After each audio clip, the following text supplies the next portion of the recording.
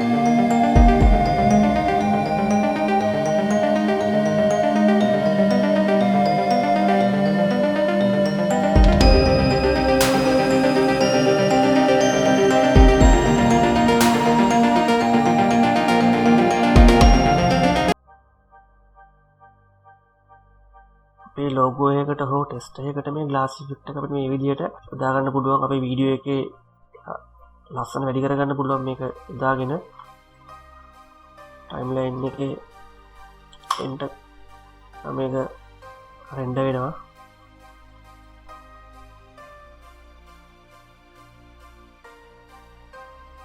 මේ විදිහට ඔයගොල්ලන්ට මම මේ විදිහට ලස්සන ටෙක්ස්ට් ග්ලාස් ටෙක්ස්ට් ඉෆෙක්ට් එකක් ඔයගොල්ලන්ගේ වීඩියෝටත් යොදා ගන්න පුළුවන්. ඔයාලා මේ වීඩියෝ එක වැදගත් වෙනවා කියලා හිතනවා නම් subscribe කරන්න, like කරන්න, comment කරන්න.